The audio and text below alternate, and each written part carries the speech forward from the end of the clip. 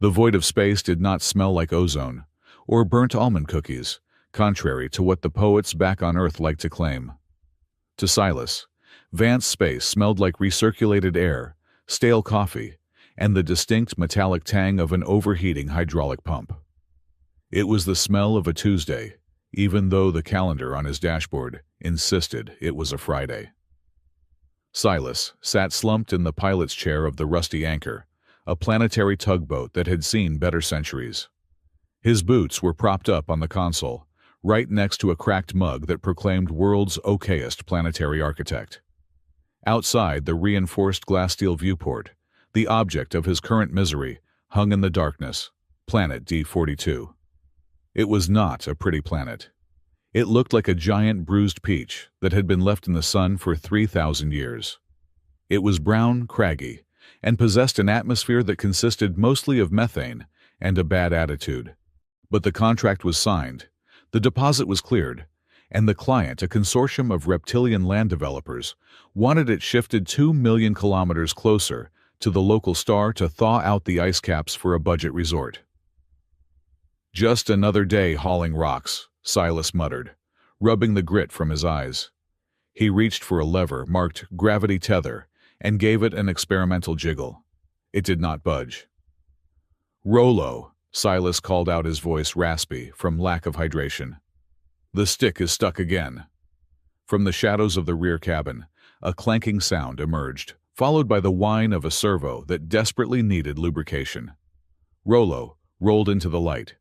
The robot was a walking OSHA violation, a bipedal unit constructed from mismatched parts of at least 3 different defunct models. His left eye was a high-tech optical sensor. His right was a welded-on camera lens from the 21st century. "The stick is not stuck, Silas," Rollo said, his voice modulator set to a tone of perpetual worry. "The stick is refusing to engage because the gravity engine is currently operating at 112% of its recommended thermal capacity. If you force it, we will likely implode. My insurance policy does not cover implosion due to operator negligence." "It's not negligence, it's finesse," Silas grunted. He swung his legs down from the console and stood up. He was a tall man, broad-shouldered in the way of someone who spent his life wrestling with heavy machinery, rather than lifting weights in a gym. He wore a grease-stained jumpsuit with a patch that read, "Vance Planetary Moving Storage." He walked over to a heavy metal locker, kicked it in the exact center to pop the jammed latch, and retrieved a wrench the size of a human leg. "Silas," Rollo warned, backing away. "Percussive maintenance is not a recognized repair protocol in the Manual of Interstellar Engineering. That manual was written by people who sit in air-conditioned offices on Mars," Silas said, hefting the wrench. He approached the primary control column for the Atlas device, the massive humming engine at the heart of the ship that allowed him to manipulate gravitational fields. It was a black box of mysterious technology that Silas had bought secondhand 5 years ago. It hummed with a low, throbbing rhythm that he felt in his teeth. He tapped the side of the casing. Nothing. The red light on the dashboard continued to blink angrily. "All right, have it your way," Silas whispered to the machine. He swung the wrench. Clang. The sound reverberated through the small bridge. Rollo let out a small electronic shriek and covered his optical sensors. On the dashboard, the red light flickered, turned amber, and then settled into a steady, reassuring green. The hum of the engine smoothed out, deepening into a purr. "See?" Silas tossed the wrench back onto the pilot's seat. "Finesse. We are green for orbital injection. Let's get this rock moving before I die of old age." He sat back down and grabbed the throttle. "Initiating tether sequence in 3, 2, 1. He pushed the lever forward. The ship groaned. The floor plates vibrated, rattling the empty coffee mugs, and loose bolts scattered around the cabin. Outside, a beam of invisible force lashed out from the Rusty Anchor, grappling onto the gravity well of planet D42. Silas felt the familiar heaviness settle in his chest, the sensation of the ship anchoring itself against the mass of an entire world. It was heavy work. It always felt like he was personally pulling the planet with a rope slung over his shoulder. "Tether locked," Silas grunted through gritted teeth. "Beginning tow." Suddenly, the bridge was bathed in a wash of crimson light. A klaxon blared a harsh, rhythmic sound that cut through the engine's roar. "Engine failure," Silas shouted, scanning the gauges. "Negative." Rollo yelled back, bracing himself against a bulkhead. "Systems are nominal. It is an external hail. Priority 1. Wideband broadcast." "Who is hailing us out here? This sector is uninhabited. It's a literal dump." "It is not the authorities," Rollo said, checking the readout. "It is. Oh dear. Oh goodness me. Silas, you must stop the engine immediately." "I can't stop. I have got the inertia of a planet behind me. If I cut the tether now, the backlash will snap this ship in half like a dry twig." "Silas, look at the port viewport." Silas glanced to his left. His jaw unhinged. Emerging from hyperspace, tearing through the fabric of the void, with the silence of ghosts, was a fleet. But this was not a trade convoy, or a military patrol. It was a procession of jewelry. The ships were enormous, crafted not from utilitarian gray steel, but from materials that gleamed with gold pearl and iridescent starlight. They moved with a fluid grace lacking visible engines or exhaust plumes. At the center of the formation was a vessel that dwarfed the rusty anchor by a factor of 1,000. It looked like a floating cathedral, made of spun glass, and light pulsing with a soft, ethereal rhythm. "Celestials," Silas breathed. The word tasted expensive. He had heard of them, of course. Everyone had. The high-born races of the intergalactic spiral. They were the 1% of the 1%. They did not just live in space, they curated it. "Incoming transmission," Rollo squeaked. "They are overriding our comms. They are overriding everything." The main screen on Silas's dashboard flickered. Static washed over it, and then the image coalesced. It was not a flat video feed. A holographic emitter in the center of the bridge one Silas did not even know he had installed suddenly sparked to life. A figure materialized in the middle of his messy cockpit, shimmering in high-definition blue light. It was a woman, or at least a female entity. She was tall. Even as a hologram, she seemed to tower over the cramped space, though Silas estimated her actual height to be nearly 2.5 meters. Her skin glowed with a faint inner luminescence, like moonlight trapped in alabaster. She wore robes that seemed to be woven from auroras, shifting colors as she moved. Her eyes were solid orbs of violet energy, lacking pupils, yet Silas felt them bore straight into his soul. She looked around the bridge of the rusty anchor, with an expression of profound, baffled distaste. She looked at the grease stains, the pile of laundry in the corner, and finally at Silas. "Greetings, tiny mechanic," she said. Her voice did not come from the speakers. It resonated directly inside Silas's skull, sounding like the chime of crystal bells. "I am High Lady Vespera of the Luminary Ascendancy. I demand to know why you are assaulting the fabric of space-time in my backyard." Silas blinked. He wiped his hands on his jumpsuit, suddenly conscious of how much dirt was under his fingernails. "Your backyard, lady, we are in Sector 7G. This is officially designated as unincorporated wild space. The nearest civilization is 3 light-years that way." He pointed his thumb vaguely to the right. Vespera's holographic eyebrows narrowed. "Distance is irrelevant to the refined senses of the Ascendancy. We are currently conducting a tea ceremony in the Nebula of Serenity, which is," she gestured gracefully, "a mere parsec away. And yet the vibrations. You are causing ripples in our teacups. It is incredibly rude." "Ripples in your teacups," Silas repeated, trying to process the absurdity. "I am moving a planet. It's heavy. Physics happens. Sorry about your tea, but I have got a schedule to keep." "You are moving a planet." Vespera leaned forward, her giant, glowing face looming closer. "Why is it diseased? Is it offending the aesthetic of the star system?" "No. Someone wants to build a hotel on it. I am just the contractor. A hotel, Vespera said the word, as if it were a foreign curse. You are disrupting the gravitational harmony of the cosmos, creating discordant noise on the psychic plane, all to facilitate tourism. Look, Lady High Lady, Silas corrected himself, remembering that these people could probably vaporize him with a thought. I am just doing a job. I have got a permit. Somewhere. He patted his pockets. Rollo, find the permit. I am looking. Rollo was frantically scrolling through files on a datapad, his hands shaking. I do not care for your bureaucratic scribbles, Vespera said, waving a hand. The noise is unbearable. It sounds like someone is dragging a rusty spoon across the chalkboard of the universe. Cease your activities immediately, or I shall be forced to lodge a formal complaint with the Galactic Council, Silas scoffed. A complaint is that it? You show up with a fleet that costs more than my entire solar system just to threaten me with paperwork. It is a very severe complaint, Vespera insisted, though she looked slightly annoyed that he was not cowering. And if that fails, I will have my flagship vaporize your towing cable. That would be physically unpleasant for you, I imagine. Silas crossed his arms.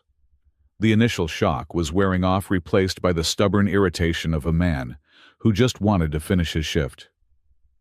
If you cut the cable, this planet drifts out of orbit and crashes into that sun.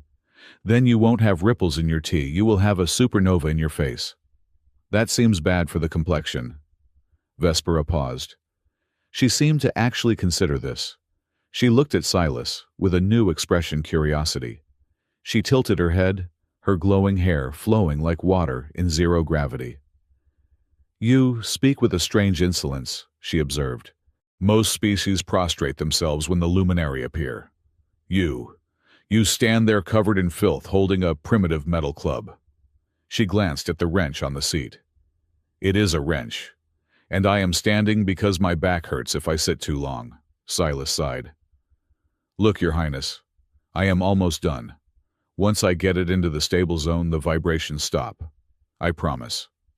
How about this? If you hold your fire and let me finish, I will invite you over for a cup of coffee. It's instant, but it's hot. The silence that followed was absolute. Rollo let out a small whimper and hid behind the captain's chair. Vespera stared at him. Her violet eyes widened. You are inviting a high lady of the ascendancy to drink instant coffee. It is a peace offering, Silas shrugged. Or we can keep shouting at each other until something explodes. Your call. Audacious, Vespera murmured. Utterly fascinatingly primitive. She looked him up and down, as if he were a rare bug she had found under a rock. Very well, Earthmen. I shall grant you a temporary reprieve. But be warned, if you spill even one more drop of my tea, there will be consequences.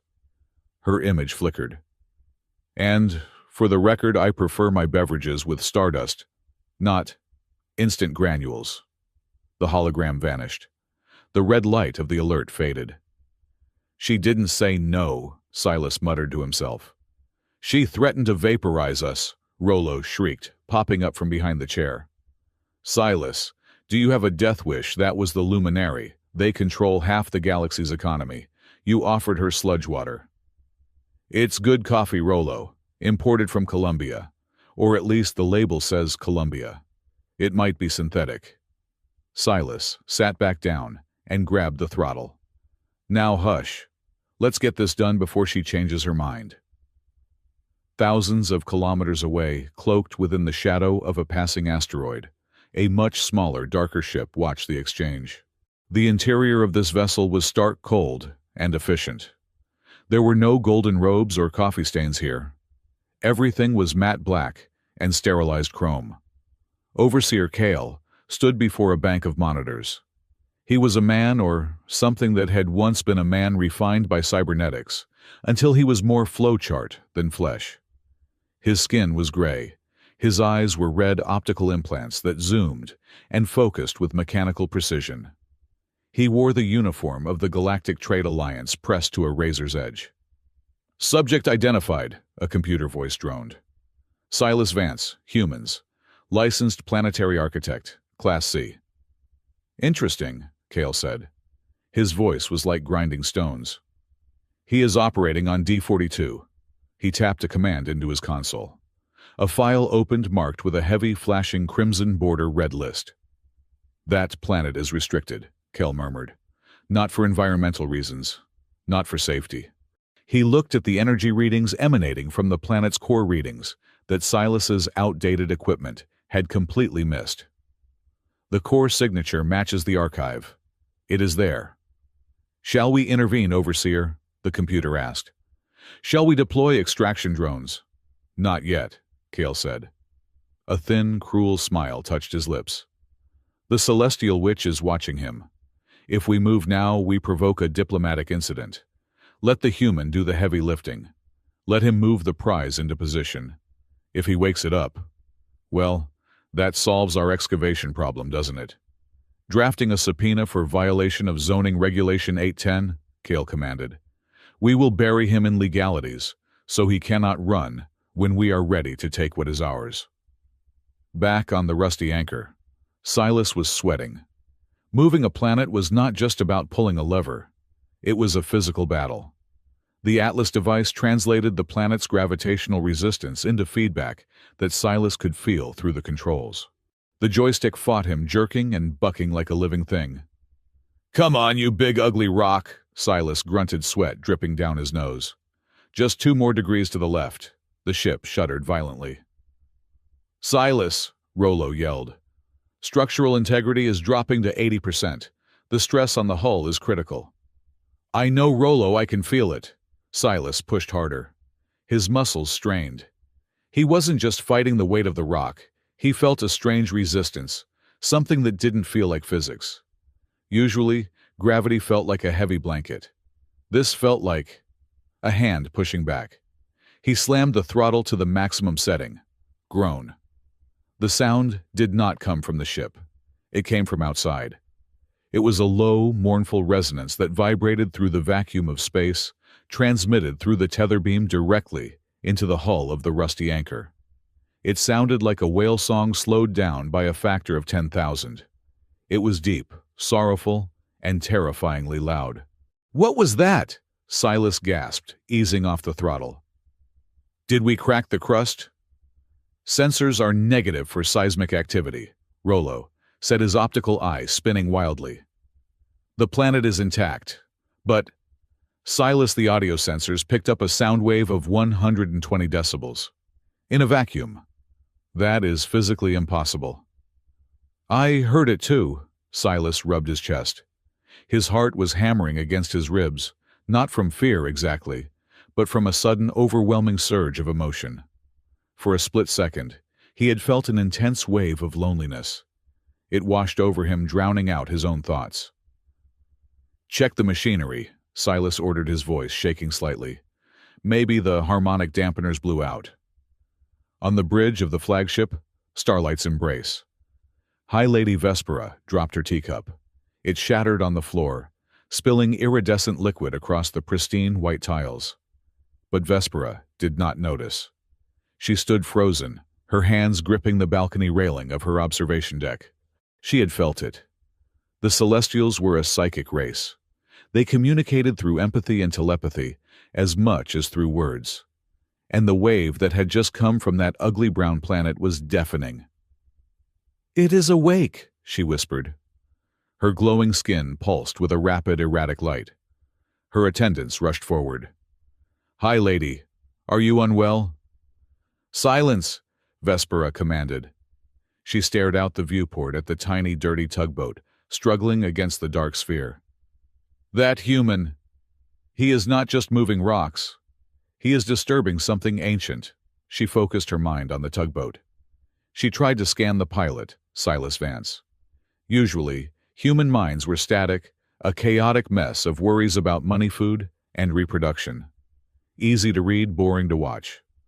But as she focused on Silas, she hit a wall. A thick, gray fog of mental static surrounded him. But beneath that fog, pulsing in time with the planet's strange groan, was a bright, rhythmic beat. He was resonating. He does not know, Vespera realized. The fool thinks he is driving a truck, but he is conducting a symphony. She turned to her captain.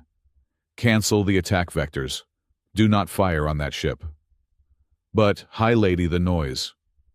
The noise is no longer the concern, Vespera said, her eyes narrowing. Prepare my shuttle, and send a message to the human. Tell him I am accepting his offer for dinner. Dinner, High Lady, on that garbage scow. Yes, I need to see him close up. I need to know if he is a threat or a miracle. Silas slumped back in his chair, breathing hard. The planet had finally settled into the designated orbit. The feedback in the controls died down. Orbit stable, Rollo announced, sounding relieved. Disengaging tether. The beam of force vanished.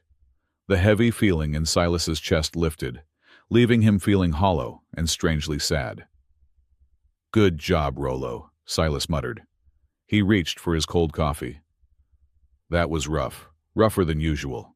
Silas, Rollo, said, his voice dropping to a conspiratorial whisper. I must show you something. While you were wrestling the planet, I was monitoring your biometrics. I told you to stop doing that, it's creepy. Look, Rollo projected a graph onto the windshield. It showed Silas's heart rate, blood pressure, and neural activity. The lines were erratic, but right at the moment the planet had groaned, the lines spiked off the chart. Your cortisol levels increased by 300%, Rollo said. But more disturbingly, your theta brainwaves, the ones associated with deep sleep and dreaming, synchronized perfectly with the vibrational frequency of the tether. For 12 seconds, Silas, your brain and that engine were beating in the exact same rhythm. Silas stared at the graph. He rubbed his temples. It's the caffeine, Rollo. I told you. Too much synthetic coffee makes my brain jittery. That is not jittering, Silas. That is synchronization. It is biologically improbable. Delete the log, Silas said, standing up and stretching his back. I don't need a medical diagnosis, I need a shower and a beer. A chime sounded from the communications console. Then another. You have mail, Rollo said dryly. Silas walked over and tapped the screen. Message 1. Sender, Galactic Trade Alliance. Office of Oversight. Subject, Notice of Violation to Mr. Vance.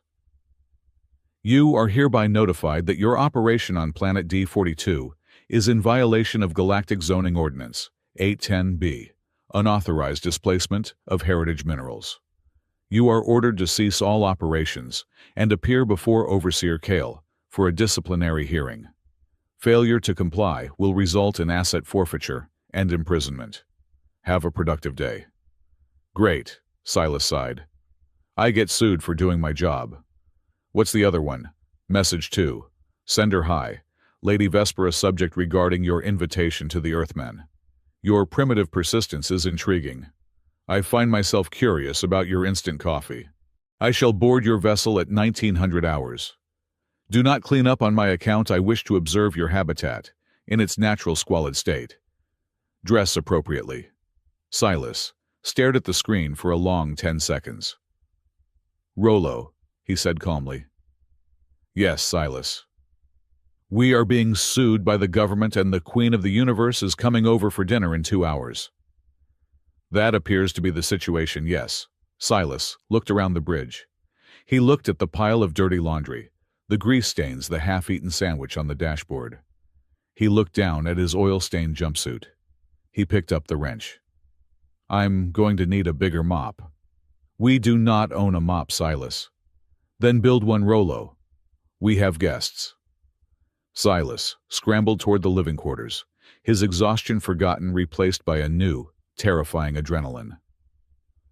Outside, the planet D42 drifted silently in its new home, and deep beneath its crust, something ancient shifted in its sleep, waiting for the man with the wrench to return.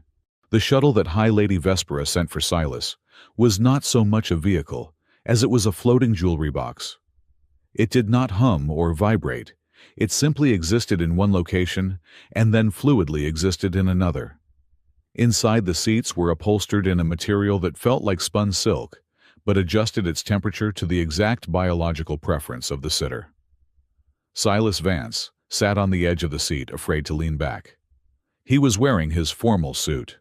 In reality, it was just his cleanest flight suit, a charcoal gray number with the Vance planetary moving storage patch, carefully unstitched from the breast pocket, leaving a darker, shield-shaped outline on the fabric. He had scrubbed his hands with industrial solvent 3 times, but the grease from the rusty anchor seemed to have become a part of his DNA. Under the pristine, sourceless light of the shuttle cabin, his fingernails still looked faintly dark. "I look like a mechanic attending a funeral for a star," Silas muttered to himself. He tugged at his collar. It was too tight. The shuttle docked seamlessly with the flagship Starlight's embrace. The airlock cycled not with a hiss of decompression, but with a melodic chime. The doors slid open, revealing a ballroom that defied the laws of structural engineering. The ceiling was transparent, offering an unobstructed view of the galaxy outside, but the starlight seemed amplified, casting the room in a soft, ethereal violet glow. The floor was made of polished obsidian that reflected the guests like a dark mirror. And the guests? Silas stepped out, and for the first time in 20 years, he felt the urge to turn around and run back to his rust bucket. The Celestials were tall, slender, and terrifyingly beautiful. They drifted rather than walked, their feet hovering an inch above the black floor. They wore robes of living light fabric that swirled with nebulae patterns, shifting from indigo to gold. They spoke in hushed musical tones that vibrated in the air like the aftermath of a bell strike. Silas, in his canvas boots, made a loud squeak against the polished floor. Every head in the room turned, hundreds of violet, gold, and silver eyes fixed upon him. The silence was absolute. Silas felt like a mud-caked dog that had wandered into a sterile operating room. "Chin up, Vance," he whispered to himself. "You have faced gravity storms and pirate raids. You can handle a bunch of glowing tall people." He walked forward, forcing his stride to be casual, though he felt the weight of their judgment pressing down on him like 5 Gs of acceleration. As he passed a cluster of guests, he caught snippets of their conversation. They were not speaking English, but the universal translator implanted in his ear, a cheap, itch-inducing model, did its best to keep up. "Shame about the Andromeda expansion," a male celestial with skin like burnished bronze was saying. "The supernova was visually disappointing. Too much red, not enough teal. We should have imploded the core 3 centuries earlier." "I agree," his companion, a woman with hair like cascading water, replied. "It ruined the view from my summer palace. I suppose we shall just have to prune the Perseus arm to make up for it." Silas swallowed hard. They were discussing the destruction of star systems, the way his neighbors back on Earth used to discuss trimming their hedges. He kept walking, clutching the datapad in his pocket that contained the lawsuit notification from Overseer Kale. He was here for business. He needed the lady of the house to call off the dogs. "Ah, the Earthman," the voice boomed gently, resonating in his chest. The crowd parted like a sea of silk. High Lady Vespera descended from a raised dais. She was even taller in person than she had been via hologram. She wore a gown that looked like it was woven from the event horizon of a black hole, dark shimmering, and impossible to look at directly without feeling dizzy. "High Lady," Silas said. He tried to bow, realized he didn't know the protocol, and settled for a stiff nod. "Thanks for the lift. Your shuttle is quiet." Vespera smiled. It was a terrifying expression, full of too many teeth and too much knowledge. "Silence is the ultimate luxury, Silas Vance. I am pleased you accepted my invitation. Come. You must be famished." She gestured with a hand that had 6 slender fingers. Silas followed her toward a long, floating table, laden with dishes that defied description. There were fruits that glowed, meats that levitated off the plate, and goblets filled with liquid that smoked with cold fire. "Everyone," Vespera announced, her voice carrying effortlessly to the corners of the vast hall. I present to you a curiosity from the outer rim. This is Silas. He moves planets with manual tools and drinks boiled bean water for pleasure. A ripple of polite, amused laughter went through the crowd. Silas felt his ears burn. He was the evening's entertainment, the court jester. Fascinating, a celestial near him murmured, reaching out to touch the fabric of Silas's suit. Is this woven polymer? How abrasive. Does it not chafe your epidermis? It keeps the oil off my skin, Silas said, pulling his arm away. And it has pockets. Vespera guided him to the head of the table. Sit, Earthman. Tell me, is it true that your species requires biological sleep? Every single rotation you lose 1/3 of your existence to unconsciousness.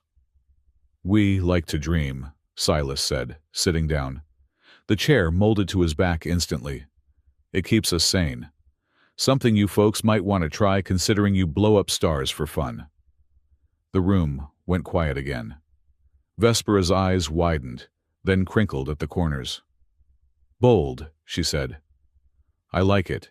Now prove your resilience. In your mind I sensed a chaotic storm. Let us see if your palate is as robust. She snapped her fingers. A servant floated over, bearing a small crystal dish. On it sat a single pulsing sphere of blue light, no larger than a grape. This is a Minimosini sphere, Vespera explained. It is harvested from the psychic residue of a dying nebula. To consume it is to experience the death and rebirth of 1,000 suns. For most species, the sensory overload induces temporary comas or permanent madness. For us, it is a delicate palate cleanser. She pushed the dish toward him. The guests leaned in their eyes, gleaming with sadistic anticipation.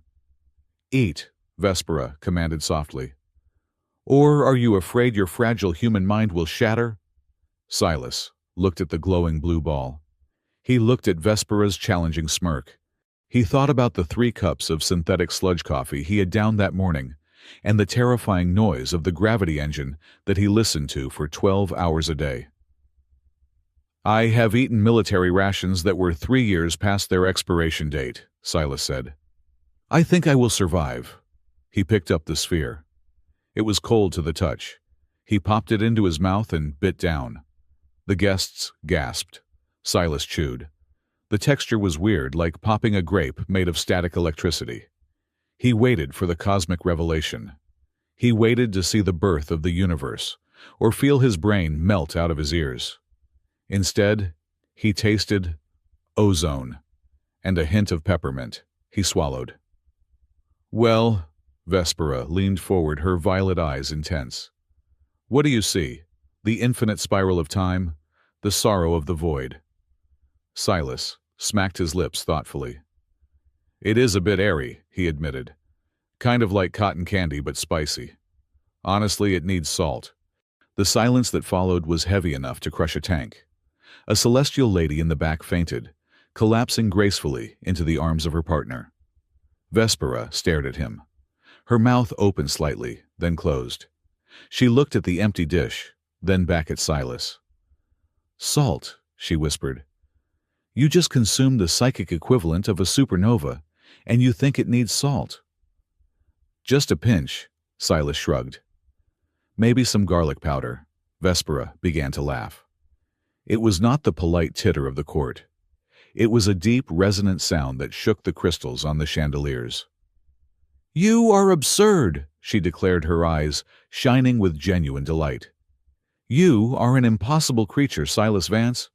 I must keep you. I am not a pet lady, Silas said, seizing the moment. I am a contractor, and right now I have a problem that is stopping me from finishing my job, which is why I am here. He pulled the datapad from his pocket and slid it across the floating table. Your friend, Overseer Kale. He is suing me for unauthorized displacement of heritage minerals. Basically, he wants to steal the planet I am moving to. Vespera's amusement cooled. She glanced at the datapad without touching it. Kale, she said the name, tasting like ash in her mouth. The Trade Alliance. They are parasites. They build nothing, they only quantify what others create. He says the planet D42 is on a red list, Silas explained. He is going to impound my ship and the planet if I don't hand it over. And you want me to intervene, Vespera said, to use my influence to shoo away the fly. I want you to tell him to back off so I can finish the job, Silas corrected. I don't need charity. I just need a level playing field. Once the planet is in orbit, he can argue with the new owners. But until then, it is my rock. Before Vespera could answer, the heavy double doors at the far end of the ballroom slammed open. They did not slide. They were forced. Overseer Kale strode in. He was flanked by 2 combat droids, sleek, headless machines, armed with suppression staves. The celestial guests recoiled their robes, flaring in indignation at the intrusion of such ugly, functional machinery. Kyle did not look at the guests. His cybernetic eye was fixed solely on Silas.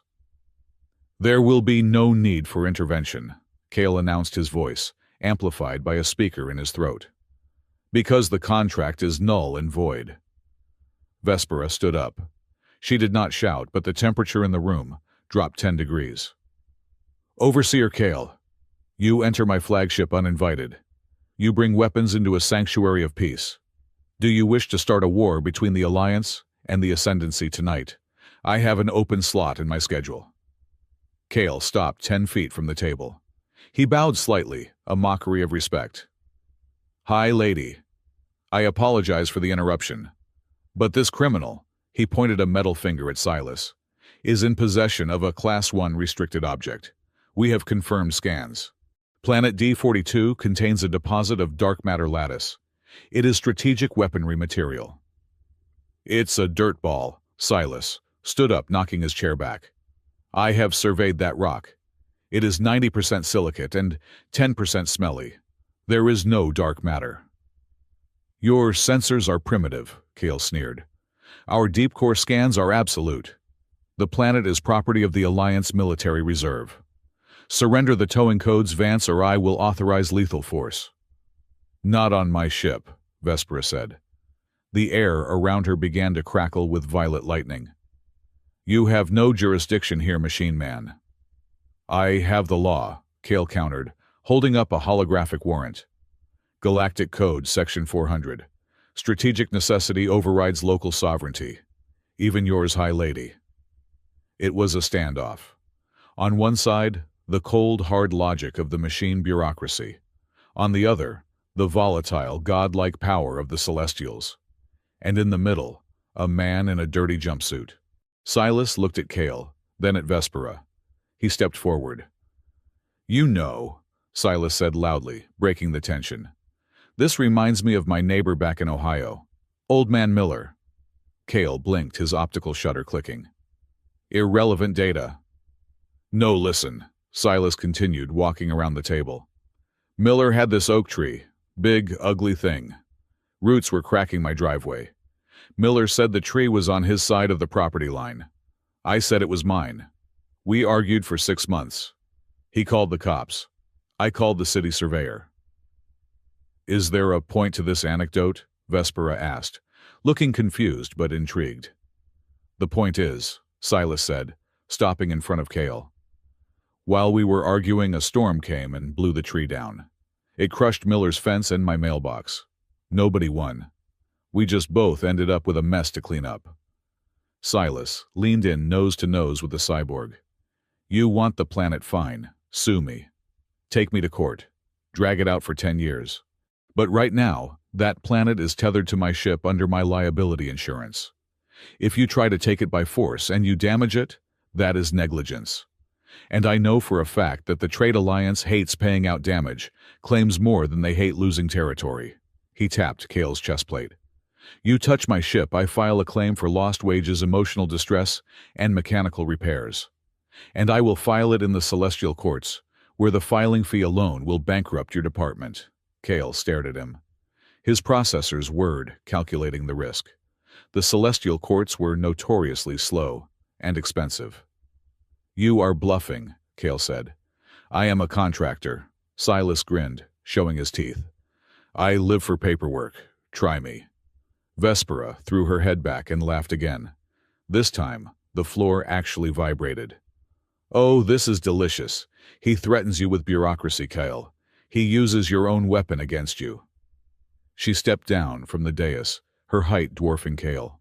You heard him, Overseer. The planet is under his care until the job is done. If you wish to seize it, you must wait until he parks it. Now get your scrap metal soldiers off my ship before I turn them into toaster ovens. Kale's mechanical eye narrowed. He knew when he was outmatched.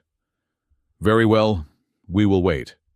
But the moment that tether is disengaged, Vance, you are finished. He turned on his heel and marched out, his droids clanking behind him. The tension in the room snapped. The guests broke into whispers. Silas let out a breath he had been holding for 5 minutes. His knees felt weak. That was impressive, Vespera said, looking down at him with a new kind of respect. You understand the flow of power, even if you dress like a scavenger. I just hate bullies, Silas muttered, and I really hate lawyers. Suddenly, a high-pitched squeal cut through the room. Ignis, Vespera cried out. Silas turned. Hovering near the buffet table was a creature that looked like a dragon, made of pure orange plasma. It was the size of a large dog with wings of fire and eyes like burning coals.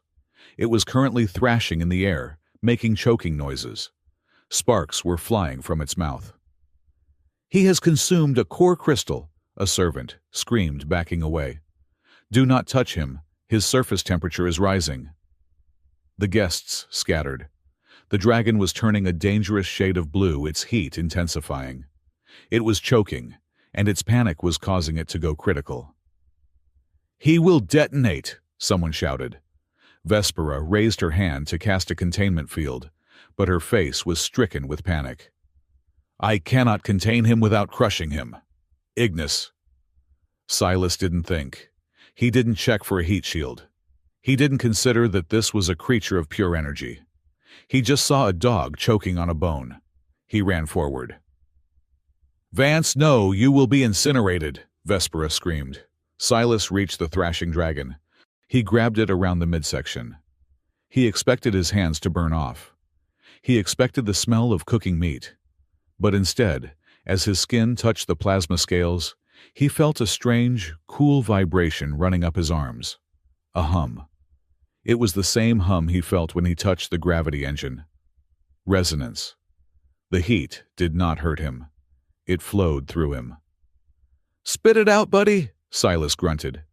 He wrapped his arms around the dragon's torso just under the ribs and gave a sharp upward squeeze. The Heimlich maneuver. The dragon squeaked.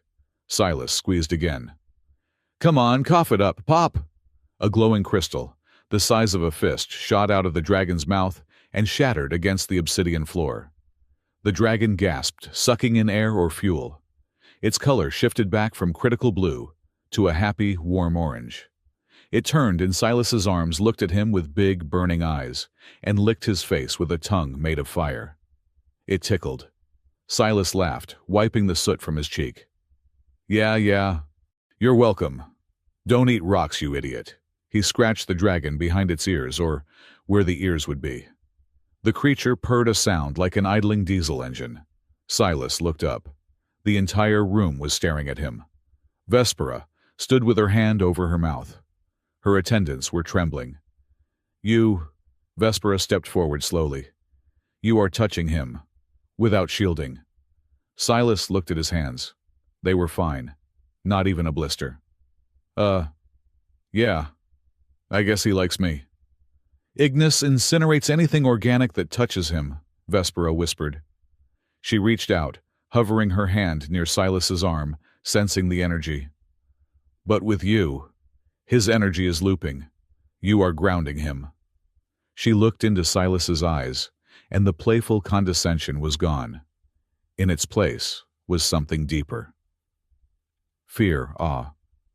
Who are you, Silas Vance? She asked softly. Just a mover, Silas said, his voice quiet. He patted the dragon one last time and let it float back to its mistress. The adrenaline was fading, leaving him exhausted. Look, High Lady, I should go. I have got a planet to park and Kale is probably plotting something nasty. Vespera nodded slowly.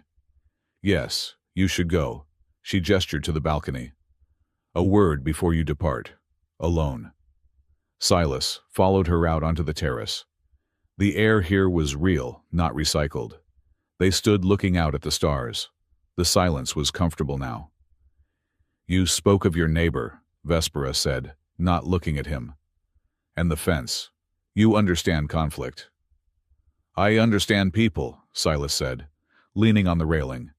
And aliens. We all want the same things. A quiet place to sleep, a full belly. Don't be bothered. And love, Vespera asked. She turned to him.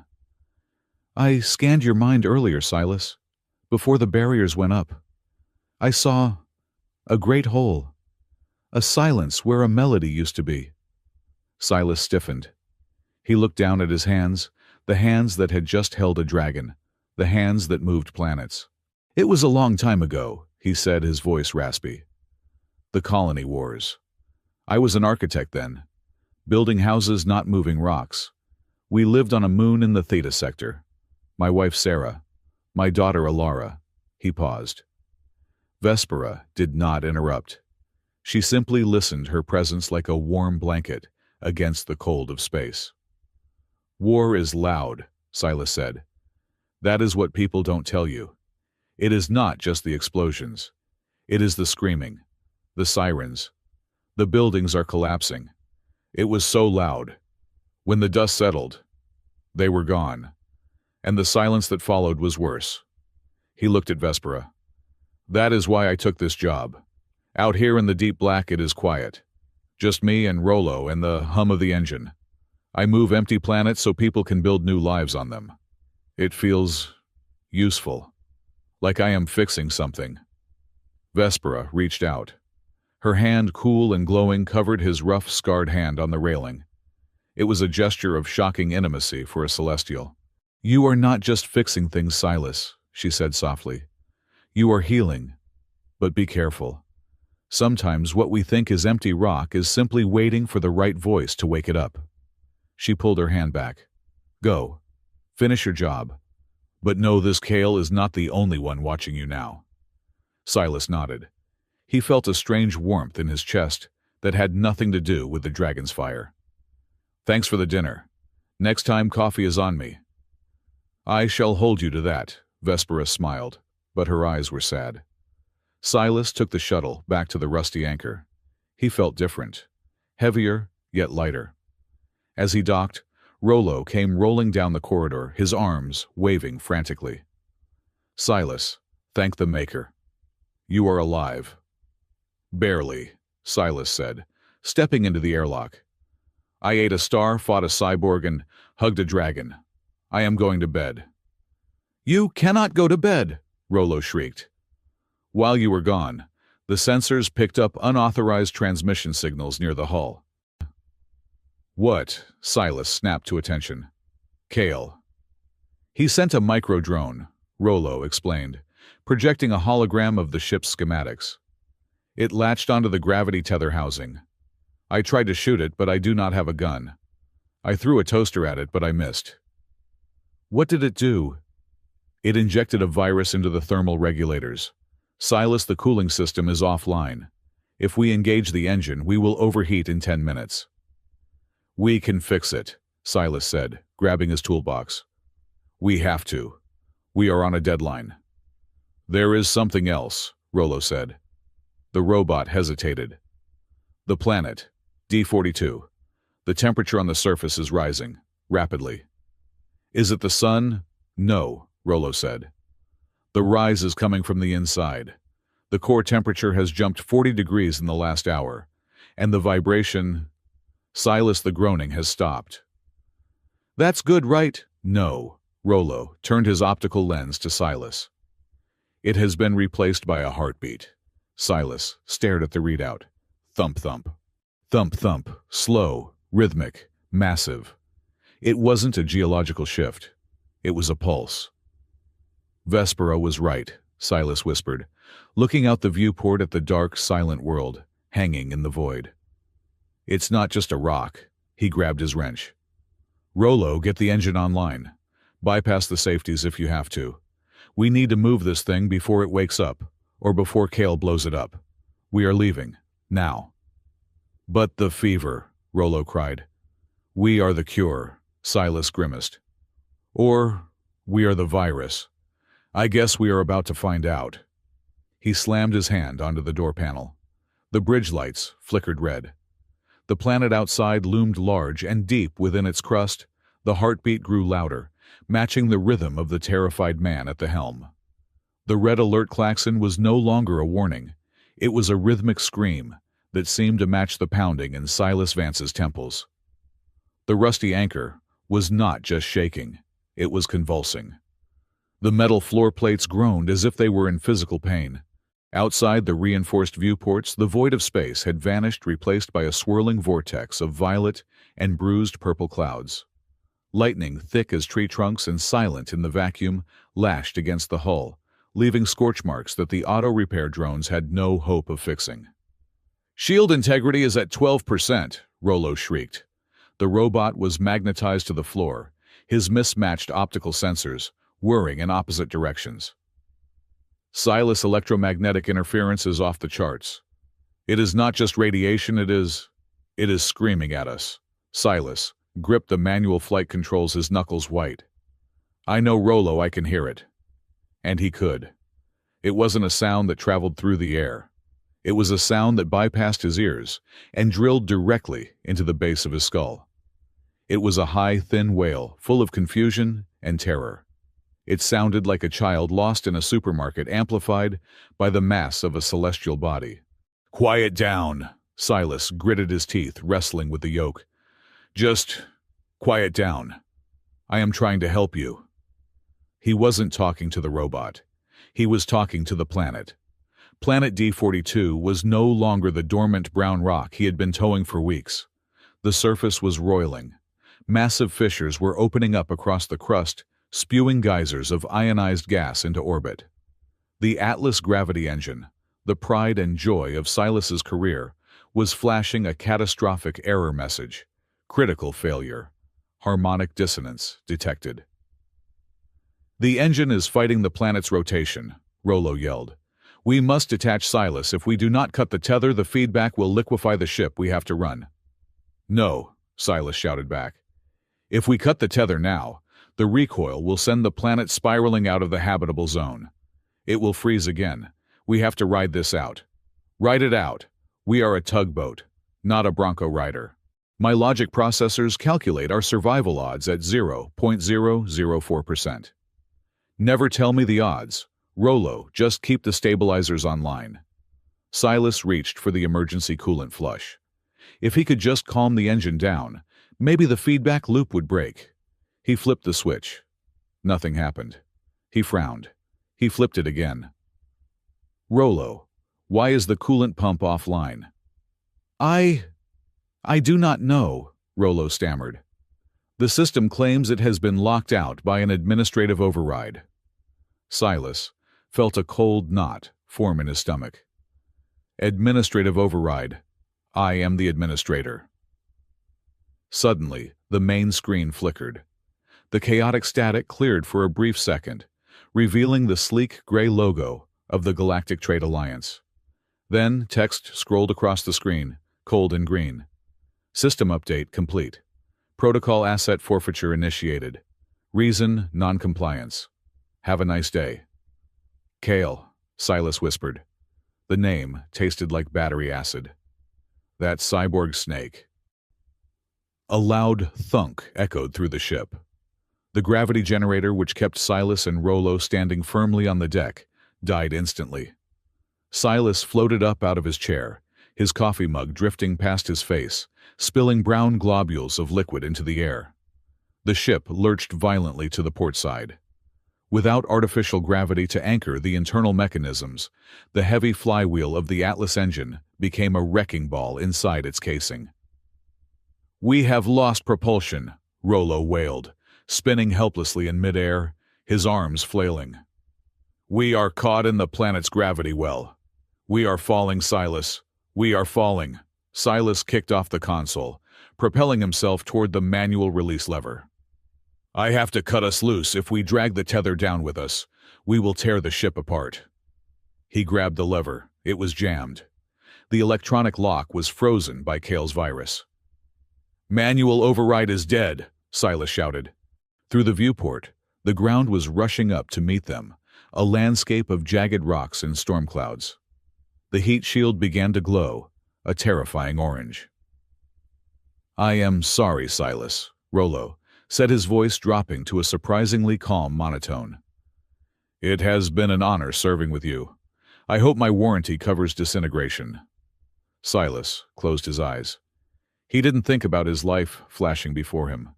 He thought about the crying sound in his head. It was louder now, deafening, scared, hurt, alone. I'm sorry, little one, Silas thought, projecting the idea toward the planet. I couldn't save you. Then, the universe turned violet. It was not the violet of the storm. It was the violet of absolute crushing power. A beam of light solid as a steel girder slammed into the side of the rusty anchor. It didn't destroy the ship, it caught it. The violent shaking stopped instantly. The descent slowed. Silas opened his eyes. He floated to the viewport. There was no ship outside. There was only a woman. High Lady Vespera was floating in the vacuum of space, suspended between the storm-racked planet and the falling tugboat. She wore no helmet. She wore no spacesuit. Her gown of starlight billowed around her, as if she were standing in a gentle breeze, not the harsh vacuum. Her skin glowed with blinding intensity, acting as a beacon in the dark. Her arms were outstretched palms, facing the rusty anchor. Visible waves of telekinetic energy poured from her hands, wrapping around the ship like a protective cocoon. She caught us, Silas breathed. She is holding up a 3,000-ton freighter with her bare hands. Planetary atmospheric entry in 10 seconds, Rollo announced, peeking through his fingers. But our velocity has decreased to manageable levels. She is acting as an aerobrake. Silas watched in awe. Vespera's face was a mask of concentration. A vein of pure light pulsed on her forehead. She was fighting the gravity of an entire planet to keep his rust bucket from turning into a crater. They hit the atmosphere. Flames licked at the violet shield Vespera had created. Silas saw her wince. The strain must have been unimaginable. Hold on, Silas yelled, grabbing a strap on the wall.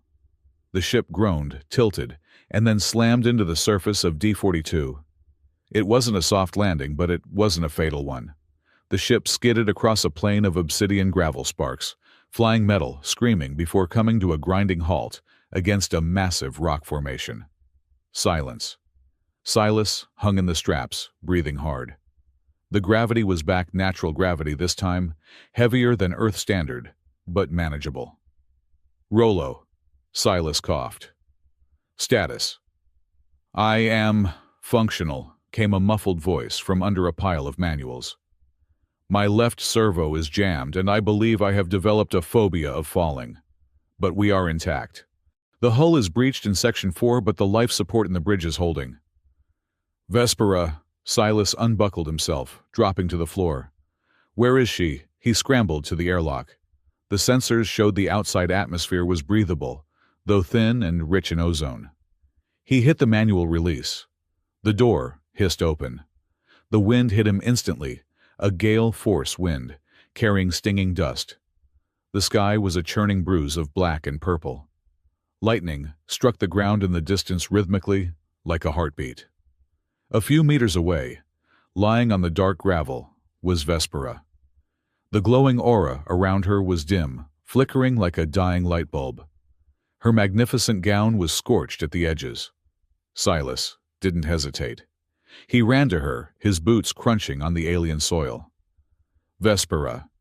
He knelt beside her. She was breathing, but her breaths were shallow. Her skin usually cool, and alabaster was fever-hot. She opened her eyes. The violet irises were dull. You, she rasped. Her voice, usually a melody, was a crackle. You drive terrible vehicles. I know, Silas said, sliding his arm under her shoulders to lift her up. Come on. We can't stay out here. The storm is getting worse. My energy, she whispered. I use too much. Stabilizing your descent, I cannot fly. That is fine, Silas said gently. I am used to doing the heavy lifting. He scooped her up in his arms. She was surprisingly light, as if her bones were made of bird hollows and stardust. He carried her toward a cave opening he had spotted near the crash site, sheltered from the biting wind. Inside the cave, it was quieter. The walls were lined with strange bioluminescent moss that gave off a faint blue glow. Silas set Vespera down on a flat rock and took off his heavy outer jacket, bundling it under her head. "Rollo!" Silas shouted into his comms earpiece. "Bring the medical kit and the emergency blanket." "I am coming," Rollo's voice crackled. "I am navigating the terrain." "It is very uneven." Silas looked at Vespera. There was a nasty gash on her arm, bleeding a shimmering silver liquid instead of red blood. "I need to clean this," Silas said, reaching for the pocket of his jumpsuit where he kept a clean rag. "It might sting." Vespera looked at him with half-lidded eyes. "You are going to use a rag on a high lady." "Unless you have a regenerative tank in your pocket, yes," Silas said. He poured a little water from his canteen onto the rag and gently dabbed at the wound. Vespera hissed her hand, gripping Silas's wrist. Her grip was strong, like iron. "I am sorry," Silas murmured. "Just getting the dirt out." He worked with the focus of a craftsman. He had fixed engines, repaired hull breaches, and welded pipes. Fixing a person, especially a celestial person, was terrifying, but his hands remained steady. He applied a med patch from his personal kit. It was a cheap, generic brand that said "Ouch, be gone" on the wrapper. He stuck it over the silver wound on her glowing arm. It looked ridiculous. Vespera looked at the bandage. She let out a weak, breathy laugh. "A sticker. You healed me with a sticker." "It is an adhesive sterile dressing," Silas corrected, sitting back on his heels. "And it will hold until we get you back to your fleet." "My fleet cannot reach us," Vespera said, her voice gaining a little strength. "The storm creates an ionic interference field. Sensors cannot penetrate it. To them, we have simply vanished." "Great," Silas sighed, running a hand through his messy hair. "So we are stranded on a planet that is trying to shake us off like a flea with a maniac cyborg orbiting above us." "Silas," Vespera said, her tone shifting. She sat up slowly, leaning against the cave wall, her eyes fixed on him with intense seriousness. "You need to know the truth about D-42. "I know it is loud," Silas said. "I hear it crying."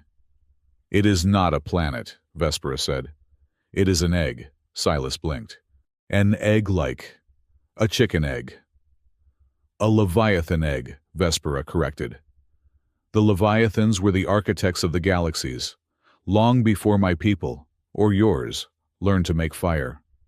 They are cosmic whales, creatures of immense power that swim through the dark matter streams. They lay their eggs in the orbit of quiet stars, disguising them as rocks, waiting for eons until they are ready to hatch." Silas looked out at the storm. "So, the earthquakes, the storms, labor pains," Vespera said. "Or rather waking pains. The infant inside is stirring. And Kale, he knows." "He said it was a resource," Silas remembered. "Strategic weaponry material. The core of a Leviathan egg contains enough psionic energy to rewrite the laws of physics for a solar system," Vespera explained. "If Kale drills into it, he will kill the infant and harvest the core. He will turn a living god into a battery for the Trade Alliance." Silas felt sick. "And I have been helping him. I have been towing it right to him." "No," Vespera reached out, touching his face with her cool hand. "You have been soothing it.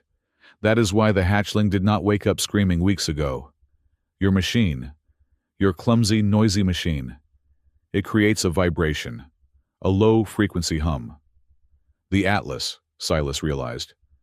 It hums at 40 hertz. To the Leviathan, that is a lullaby, Vespera smiled softly. You were not moving a rock, Silas.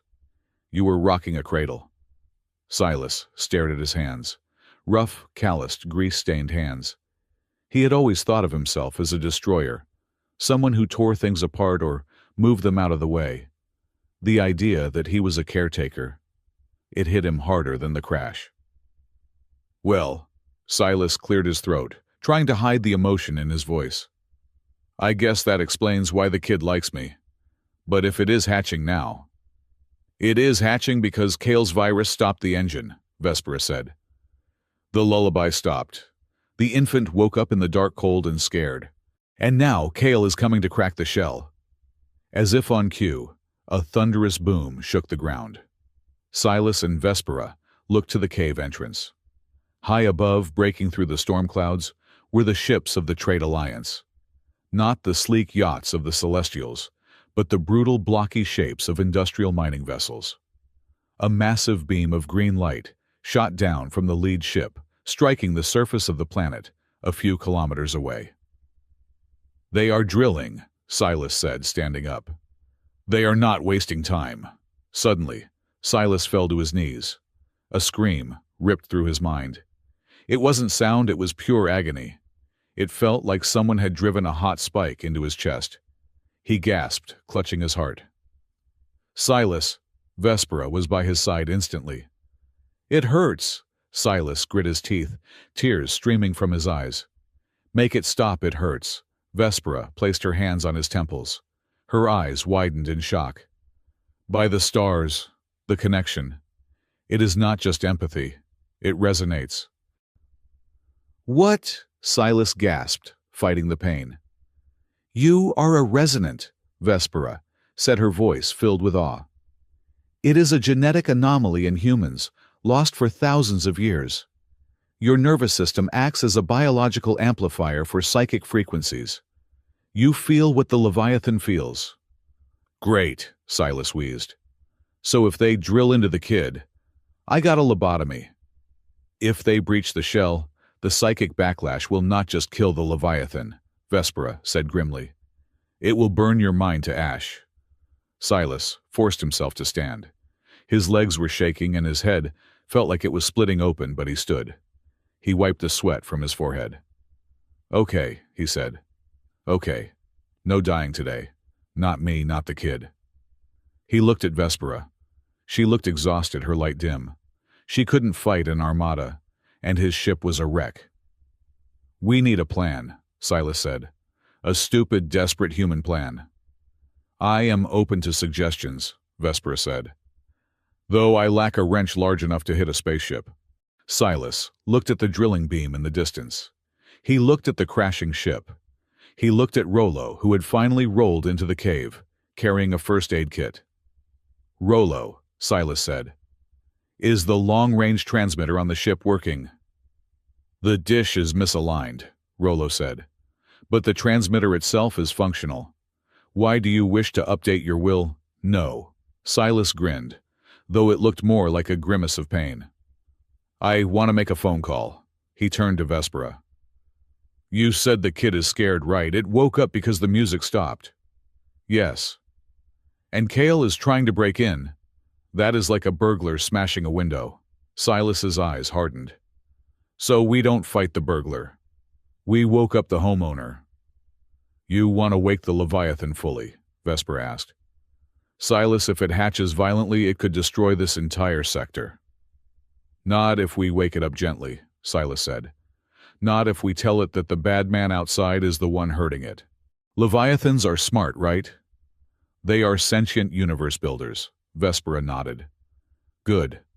Then let's introduce the kid to the neighbors. Silas stumbled back toward the ship, Vespera supporting him. The pain in his head came in waves, matching the pulses of the Alliance drill. Thump, pain. Thump, pain. They reached the bridge of the rusty anchor. It was a mess of sparks and hanging wires. Rollo, patch me into the Alliance open frequency, Silas ordered. Wide band. I want every ship in that fleet to hear me. Patching in, Rollo said, plugging a cable into his own chest port. You are alive. Silas grabbed the microphone. He took a deep breath. Attention, Overseer Kale. Silas's voice boomed over the speakers, crackling with static. This is Silas Vance.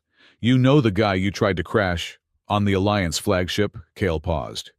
He looked at the readout. Impossible. He should be dead. I am not dead, Silas continued. But I am very disappointed. I thought the Trade Alliance had standards. Breaking and entering. On a Sunday. Silence him, Kale ordered his crew. Target the crash site. You might want to hold your fire, Kale, Silas shouted, anticipating the move. Because I am not alone down here. And I am not talking about the lady in the glowing dress. I am talking about the giant baby you are currently poking with a sharp stick. He is delirious, Kale sneered. Increase drilling power to 80%. Hey, kid, Silas shouted, not into the mic but into his own mind. He closed his eyes and pushed the thought out, using the pain as a conduit. Hey, wake up, that guy up there. The one with the laser. He is a child kidnapper. He is trying to steal your toys. The ground shook. This time, it wasn't a tremor. It was a shudder. Silas, Vespera warned. The energy levels are spiking. The shell is cracking. Keep drilling, Kale shouted over the comms. We are almost through the crust. I need to get louder, Silas said, dropping the mic. He turned to the Atlas engine. It was dead silent. Rollo, I need to interface with the ship's amplifier, Silas said. The audio system, Rollo asked. No, the neural interface. The one used for deep space navigation diagnostics. Rollo's eye zoomed in. Silas, that interface requires a direct tap into your spinal column. With the ship's surge protectors offline and the planet's psychic energy flowing through you, if you connect, your brain will become the fuse. You will burn out. Silas, do not do this, Vespera grabbed his arm. There is another way. There isn't, Silas looked at her. His eyes were bloodshot, his face pale. You said I am a resonant. I am an amplifier. If I want the kid to hear me over Kale's drills, I have to scream. And I need the ship to make it loud enough. He walked to the pilot's chair. He pulled a thick black cable from under the console. It had a needle-like connector at the end. At least the neighbor finally came over. Silas smiled weakly at Vespera. Even if the house is a mess, he sat down. He didn't look like a hero. He looked like a tired man in a dirty chair. Silas, Vespera stepped forward, her hand raised. Rollo, when I give the signal, route all auxiliary power to the comms array, Silas commanded. Yes, Silas, Rollo said quietly. Silas took a breath. He felt the drill biting deeper into the planet. He felt the Leviathan's fear turning into panic. It's okay, Silas thought. I'm here. I'm not leaving. He jammed the connector into the port at the base of his skull. White-hot fire exploded behind his eyes. He didn't scream with his mouth. The ship screamed for him. The transmitter on the rusty anchor blasted a signal so powerful it blew out the windows of the bridge. It wasn't words. It was a feeling. Protective, fierce, fatherly rage. And deep beneath the crust of D-42, something massive, ancient, and very angry opened its eyes. The connection was not a handshake. It was a collision. When Silas Vance drove the neural needle into the port at the base of his skull, the universe did not expand, it collapsed into a singularity of white pain. For a moment, he was not a man sitting in a grease-stained chair on a battered tugboat. He was the planet. He felt the tectonic plates grinding against each other, like arthritic joints. He felt the magma coursing through deep subterranean veins like boiling blood. And above all, he felt the drill. The laser drill from Overseer Kale's flagship, the Profit Margin, was not just boring into rock. It was drilling into him. It felt like a dentist's drill the size of a skyscraper, grinding directly into a sensitive tooth. Silas, Vespera's voice, sounded distant, as if she were shouting from the other end of a long tunnel. Silas gasped, his back arching off the chair. His eyes were wide open, glowing with a faint, terrifying violet light that mirrored the energy of the Celestial standing beside him. "I hear you," Silas gritted out. His voice was distorted, overlaid with the grinding sound of shifting stone. "And I hear him." On the holographic view screen, the fleet of the Trade Alliance shifted formation. They were no longer positioning for extraction, they were positioning for execution. Kale had stopped pretending this was a mining operation.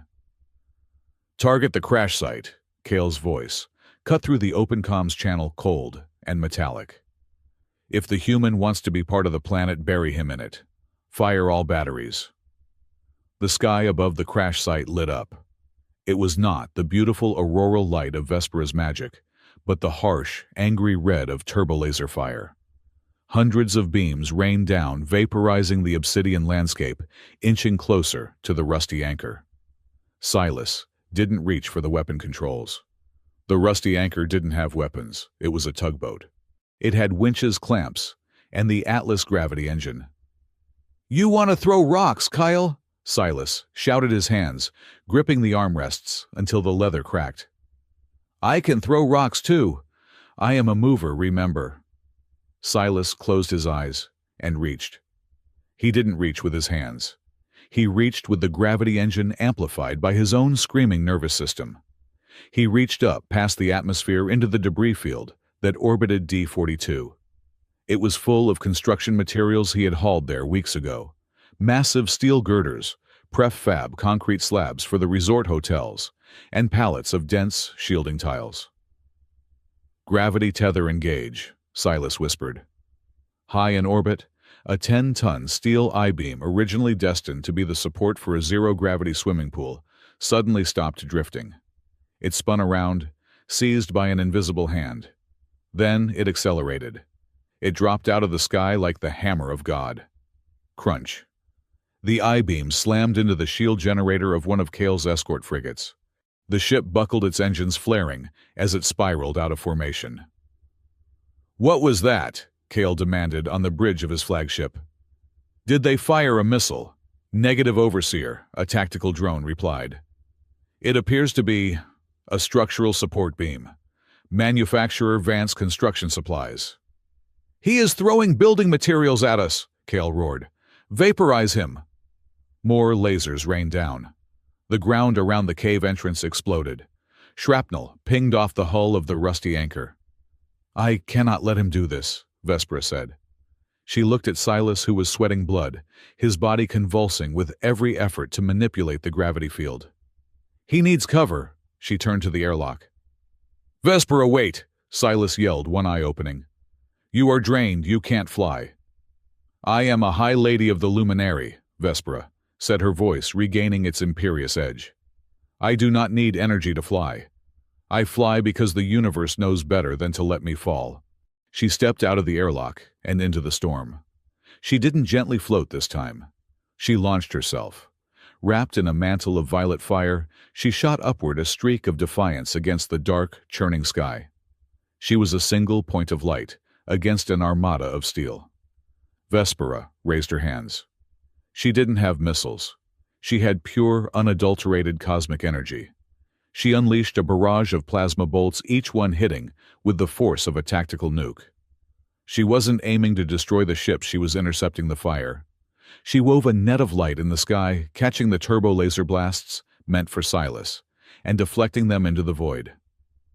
"Focus on the extraction," Vespera's voice projected into Silas's mind, clear and commanding. "I will keep the flies off your back," Silas nodded, tears of pain streaming down his face. Okay. Rollo, give me everything. Reroute life support. Reroute the coffee machine. I need more power to the engine. Rerouting coffee maker power is against protocol." Rollo panicked, rolling back and forth. "But complying power at 110%? Silas screamed again. He grabbed the gravity of the planet, not the crust, but the mantle itself. He felt the heartbeat of the Leviathan beneath him. I was terrified. It was curled into a ball, shaking. "Don't be scared," Silas projected the thought. "Get angry." Above, Kale watched his fleet falling into chaos. One woman was holding back his bombardment, and a tugboat was dismantling his frigates with construction debris. "Enough," Kale growled. He zoomed his optical sensor in on the crashed ship. He could see the heat signature of the engine. He could see the heat signature of the pilot.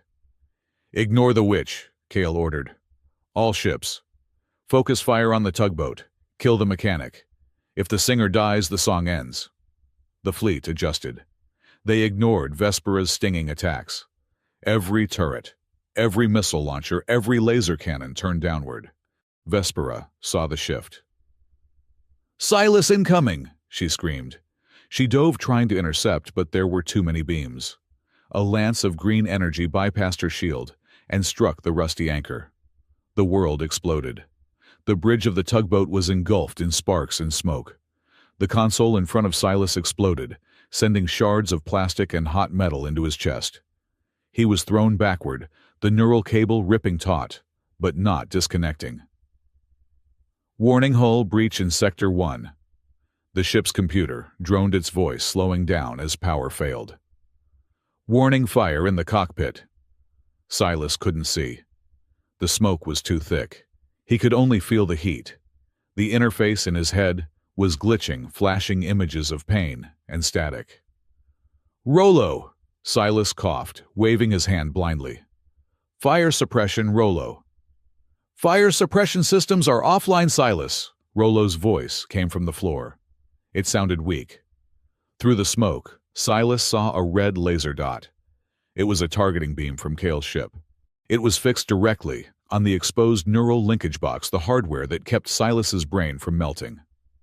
"Target locked," Kale's voice echoed over the comms. "Goodbye, Mr. Vance." Silas tried to move, but he was pinned by the debris of his chair. He stared at the red dot. This was it. The end of the road. No more moving planets. No more bad coffee. "Move, Silas!" Vespera shouted from outside, but she was too far away. Then a shadow moved across the red dot. It was Rollo, the old rusty robot with his mismatched eyes and his constant complaints about safety regulations, rolled directly into the path of the targeting beam. "Rollo, get out of the way!" Silas screamed. "Negative," Rollo said. He locked his wheels. He extended his solar panels to maximum width, creating a makeshift shield over the neural link and Silas's prone body. "My chassis is composed of durasteel alloy. It has a higher melting point than your skull." "Rollo, no!" The turbo laser fired. It struck Rollo dead center. There was no scream. Robots do not scream. There was only the sound of sizzling metal and the high-pitched whine of capacitors failing. Rollo's body glowed bright orange, then white. His solar panels melted. His mismatched eyes flickered. "Silas!" Rollo's voice synthesizer glitched, dropping an octave. "I have calculated the cost of this repair."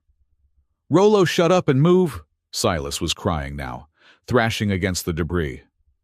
"The insurance," Rollo stuttered.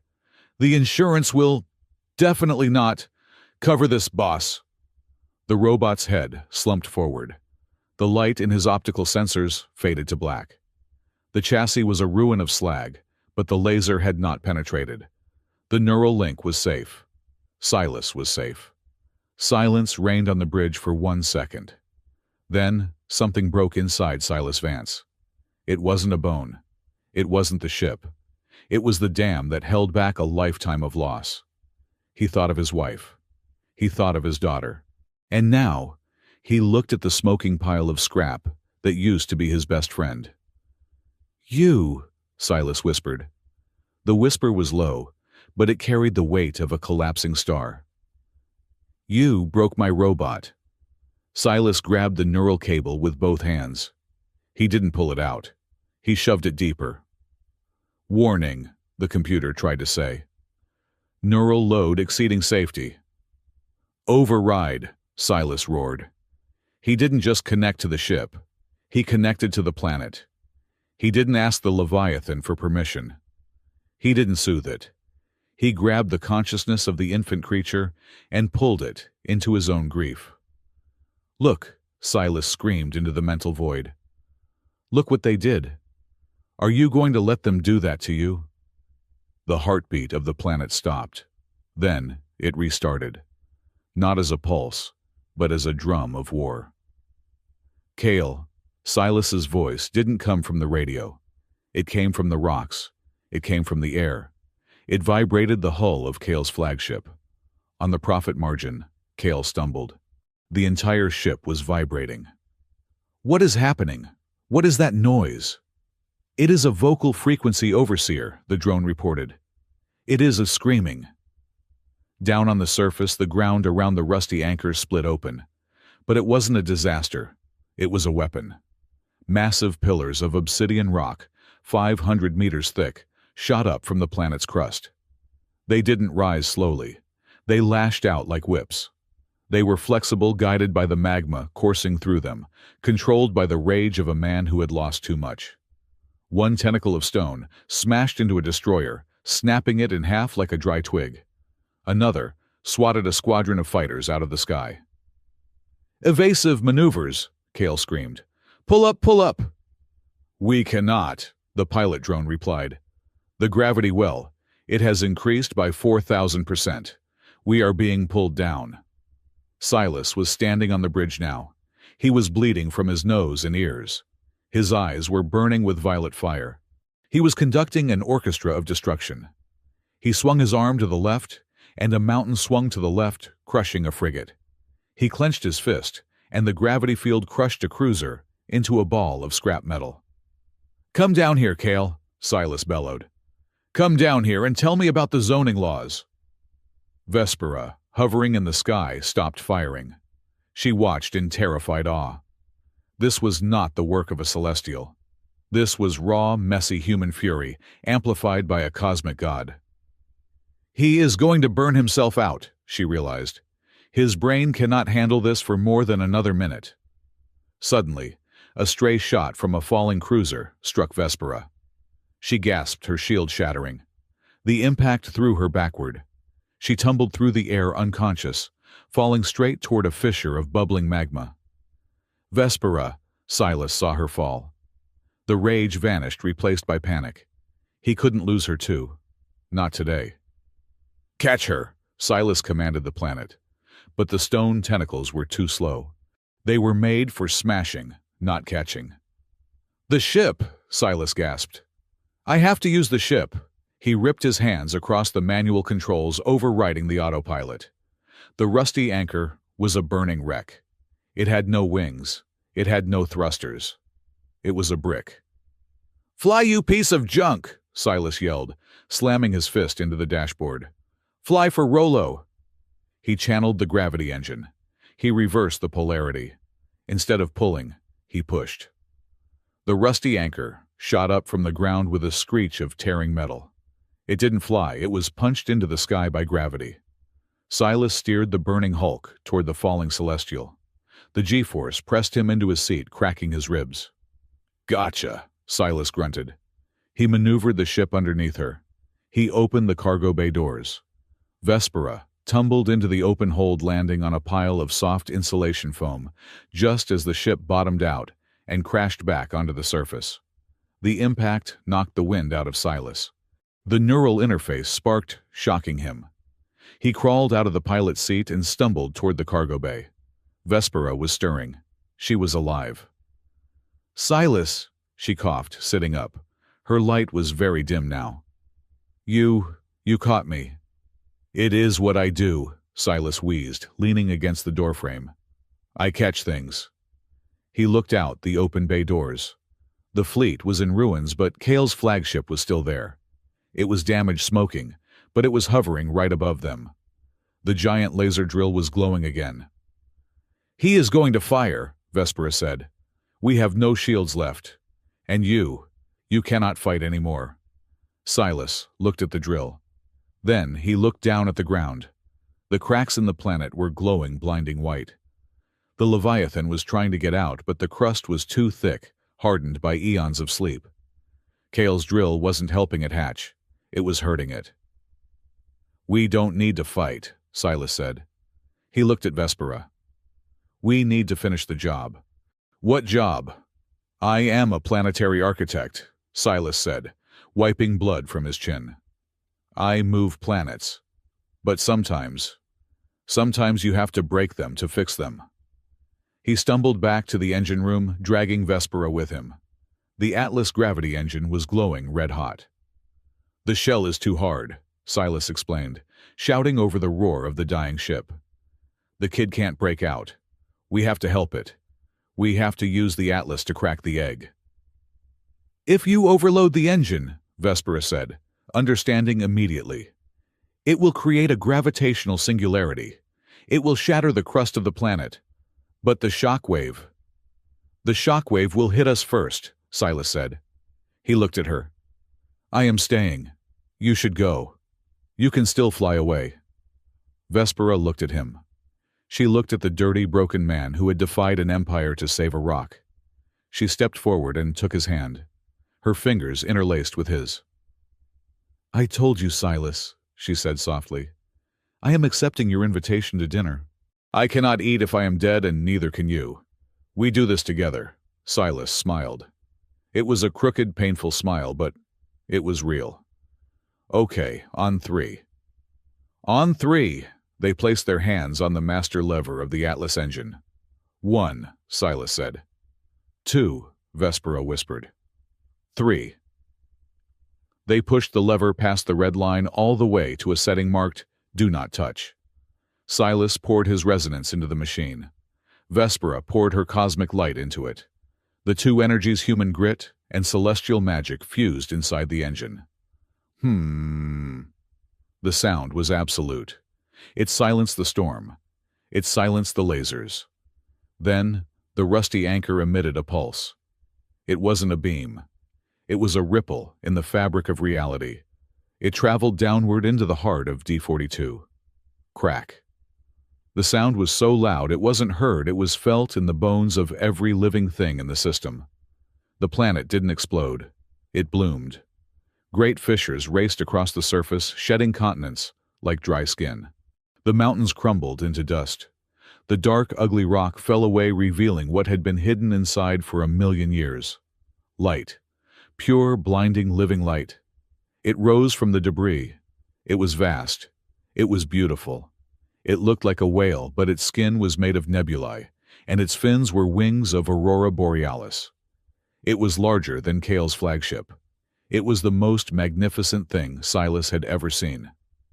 The baby Leviathan shook itself, shedding the last of the rocks. It opened its mouth, a mouth that contained a galaxy of stars, and it sang. It wasn't a cry of pain anymore. It was a roar of freedom. The sound wave hit Kale's fleet.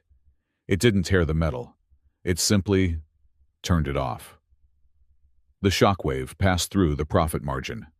Every light on the ship went out. The engines died instantly. The laser drill powered down. The anti-gravity generators failed. "Report!" Kale screamed in the dark. "Restart the reactor." "We cannot," the drone replied, its voice slowing down. "The energy. It has drained every battery. It has neutralized every circuit. We are drifting." The great warships of the Trade Alliance were now just dead hunks of metal, floating harmlessly in the void. Silas watched from the open cargo bay of the rusty anchor. The Leviathan turned its massive head, its eye a swirling storm of blue and gold focused on the tiny burning tugboat. It didn't attack. It swam through the vacuum, moving with a grace that made Silas weep. It approached the ship. It nuzzled the side of the rusty anchor. Silas felt a wave of emotion wash over him, pure, unadulterated gratitude. "Thank you. Thank you. Thank you." "You are welcome, kid," Silas whispered. The adrenaline finally ran out. The pain rushed back in a tidal wave of agony. Silas's knees buckled. "Silas," Vespera caught him. He slumped against her, his head resting on her shoulder. The smell of ozone and burnt wire was fading, replaced by the scent of starlight that clung to her. Did we win?" Silas mumbled, his eyes closing. "Yes, Silas," Vespera whispered, stroking his hair, tears of light falling from her eyes. We won. The neighbors are very awake now. Good, Silas breathed.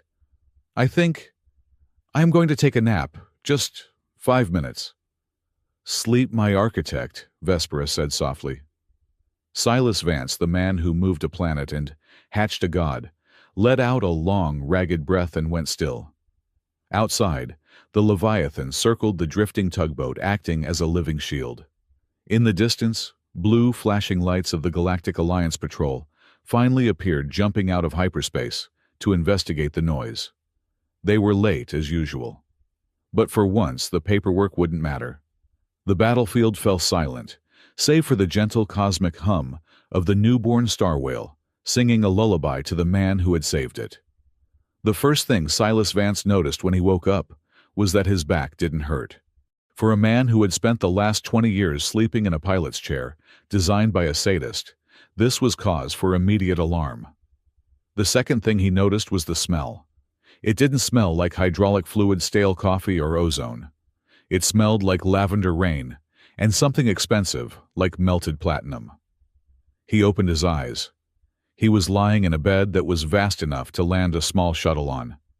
The sheets were made of a material that shimmered, like woven moonlight, cool and impossibly soft against his skin.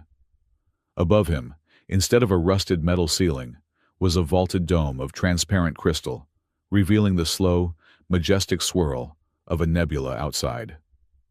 Silas sat up, clutching the silken sheets to his chest. He was wearing a set of pajamas that felt like they were made of clouds. "Okay," Silas croaked. His voice was raspy, but his throat didn't hurt. "I am either dead or I have been kidnapped by a very high-end hotel chain." He looked around. The room was a symphony of white and gold. Floating trays of fruit hovered near the bedside. A gentle breeze sourced from nowhere ruffled his hair. Panic set in. "Rollo!" Silas shouted, swinging his legs out of bed. "Rollo, report and tell me who is paying for this suite. I don't have this kind of credit." A section of the wall slid open silently. "Please lower your voice, Silas," a familiar metallic voice droned.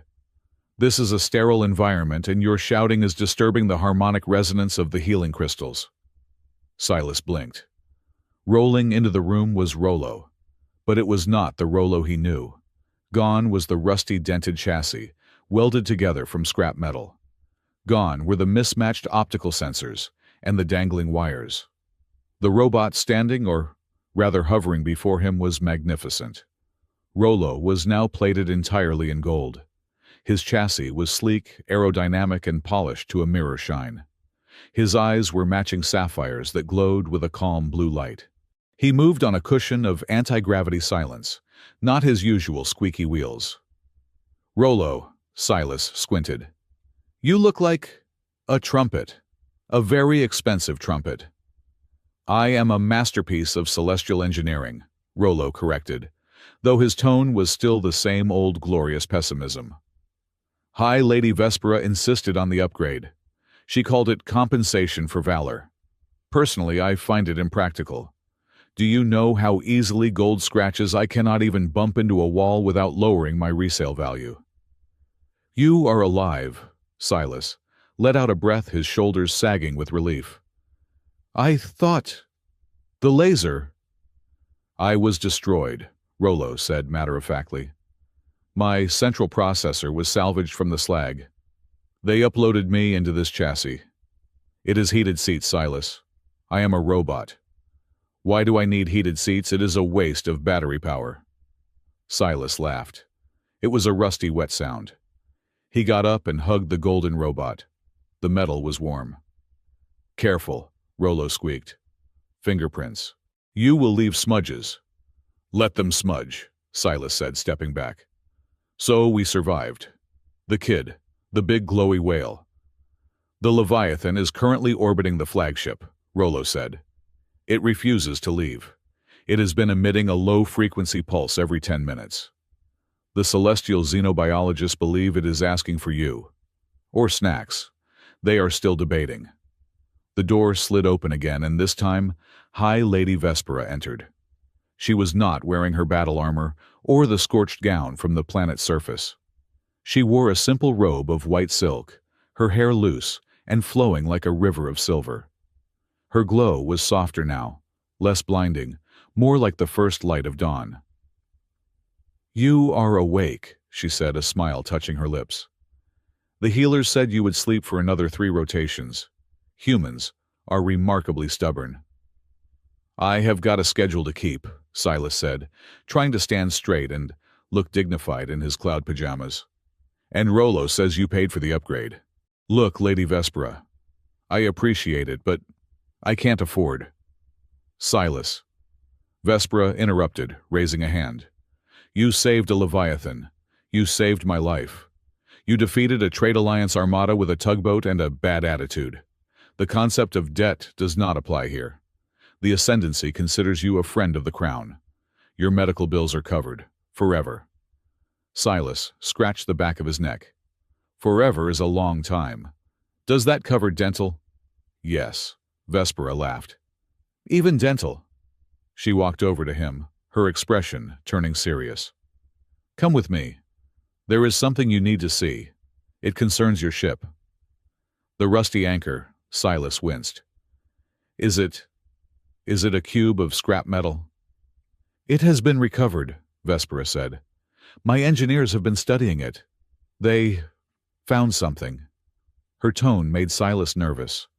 It wasn't the tone of someone delivering bad news about a total loss. It was the tone of someone who had found a ghost in the machine. They took a lift down to the flagship's hangar bay. In the center of the pristine white docking bay sat the rusty anchor. It looked like a bruised fighter who had gone 12 rounds with a tank. The hull was scorched, the landing struts were bent, and the glass of the viewport was cracked. But it was there. A team of celestial engineers, tall, slender beings with multispectral goggles, were gathered around the engine compartment. They were speaking in hushed, reverent whispers. "What is wrong?" Silas asked as they approached. "Is the radiation leaking?" "No," Vespera said. She signaled to the lead engineer, a tall celestial named Dr. Ethelgard. "Mr. Vance," Dr. Ethelgard bowed low. "It is an honor. We have been analyzing the Atlas device, the gravity engine you used to move the planet." "Yeah, it's a beast," Silas said, patting the scorched hull. "Finicky, though. I had to hit it with a wrench to get to the sweet spot." "Mr. Vance," the doctor said, adjusting his goggles, "may I show you the core?" He pressed a button on a diagnostic console. A holographic schematic of the Atlas engine appeared in the air. "This is the scan of the engine as it stands today," the doctor said. "And this is the energy log." Silas looked at the schematic. The engine block was there, the flywheel was there, the casing was there. "I don't understand," Silas said. Silas Vespera stepped closer, her voice soft. "The power coupling that connects the reactor to the gravity coils. It is fused, melted." "Well, yeah," Silas shrugged. "We pushed it to the red line. It probably melted when we cracked the egg." "No," Vespera shook her head. "Carbon dating of the scorch marks indicates that the coupling melted approximately 5 years ago." Silas froze. The hangar bay suddenly felt very cold. "5 years," he whispered. "That's impossible. I bought the ship 5 years ago. I have been moving planets every week since then. I have hauled moons. I have towed asteroids. I felt the engine humming. I felt the gravity pull." "You felt the vibration of the cooling fans," Dr. Ethelgard said gently. "The fans were still running, but the gravity coils. They have been dead metal for half a decade. That machine has not generated a single micronewton of gravitational force since you bought it." "But," Silas stammered, looking at his hands, "but I moved them. D-42, the heavy one last month in the Orion Belt. I moved them. I pulled the lever and the planets moved." "The machine did not move them, Silas," Vespera said. She took his hands in hers. "You did." Silas stared at her. "Me, I am a guy from Ohio. I am not a Jedi. I am not a wizard." "You are a star speaker," Vespera said. The term sounded ancient and heavy. Eons ago, before your species became obsessed with technology, humans were known as the diplomats of the void. You did not conquer nature, you communed with it. You had the ability to resonate with the fundamental frequency of matter. You could ask a mountain to move, and if you asked politely enough, it would. She gestured to the battered ship. You bought a broken ship, Silas. And because you believed the machine worked, you used it as a focus, a totem. When you pulled that lever, when you hit the console with your wrench, you were focusing your will. You were projecting a telekinetic field so massive that my own people could barely comprehend it.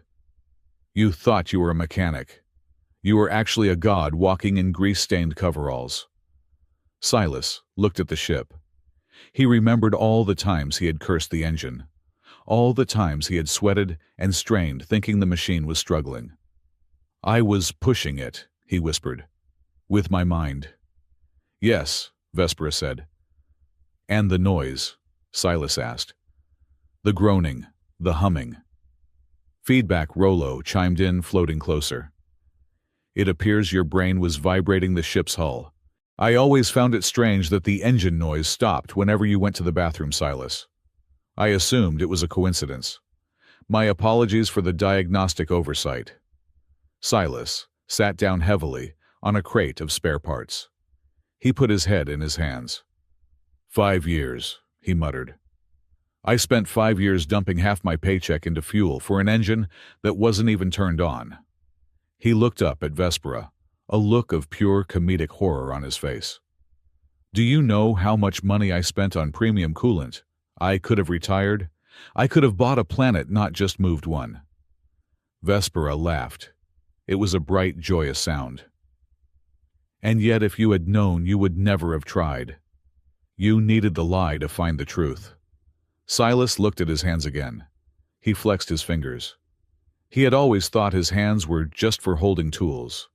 Now he realized the tools were just props. So, Silas said, standing up slowly, I am a star speaker. Does that mean I can fly? Let us not get ahead of ourselves, Vespera smiled. But it does mean you are out of the towing business. You are overqualified. 3 months later. The asteroid belt of Cocytus was a miserable place. It was cold, dusty, and smelled entirely of sulfur.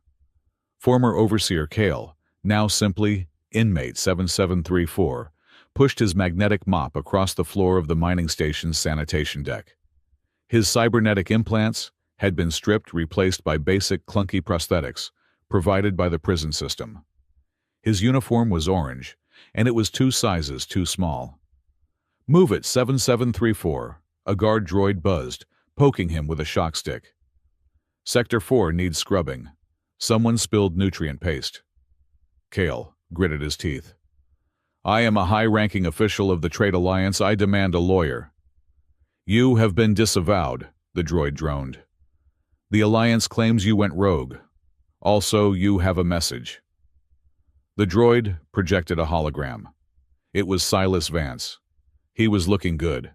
He was wearing a clean shirt, flannel, but clean. He was holding a mug of steaming coffee. Hey, Kale, Silas's hologram waved. Just checking in. How is the new job? I hear the benefits are terrible. Kale glared at the hologram. Vance, you think this is funny?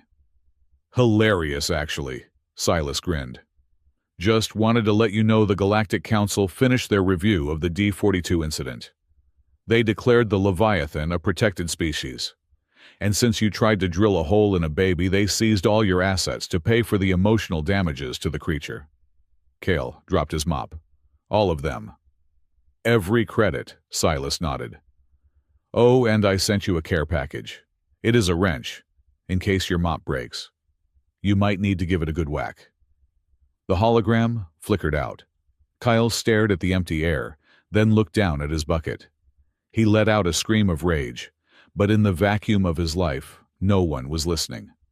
The location was not on any star chart. It was a mobile coordinate system. In the deep velvet black of the Perseus arm, the baby Leviathan, whom Silas had named Barnaby, because he looked like a Barnaby, swam lazily through a cloud of stardust. Barnaby was 1,000 kilometers long now. He glowed with a gentle blue light, and on his back, nestled between two massive ridges of crystal scales, was a house. It wasn't a palace. It was a two-story farmhouse built from reinforced cedar and glass protected by an atmospheric bubble. It had a porch. It had a rocking chair. And most importantly, it had a coffee machine that actually worked. Silas sat on the porch, his boots propped up on the railing. He was watching a binary sunset, two stars, one red, one blue, dancing around each other in the distance. The door behind him opened. Vespera stepped out. She wasn't wearing royal robes. She was wearing a pair of Silas's oversized flannel pants and a silk camisole. It was a look that would have caused a scandal in the celestial court. But out here, the only critic was a giant space whale. "Coffee?" she asked, handing him a mug. "Is it the real stuff?" Silas asked, taking it suspiciously. "Arabica beans grown in the hydroponic garden," Vespera said, sitting down in the chair next to him. "Ground by Rollo, who complained the entire time that the acidity would corrode his grinder." Silas took a sip. He closed his eyes and groaned. "Oh, sweet mercy. That is the stuff." They sat in silence for a moment, watching the stars turn.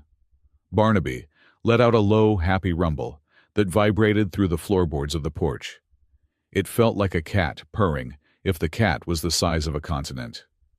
"He is happy today," Vespera observed. "He found a tasty comet belt earlier." "He needs to watch his cholesterol," Silas muttered fondly. "I don't want to have to floss his teeth again." "That took 3 days." Vespera turned to look at him. Her violet eyes reflected the starlight. "You have adapted well, Silas," she said. "For a man who just wanted to be left alone, you have become quite the social hub." It was true. Silas's new business, Vance Associates Planetary Therapy, was booming.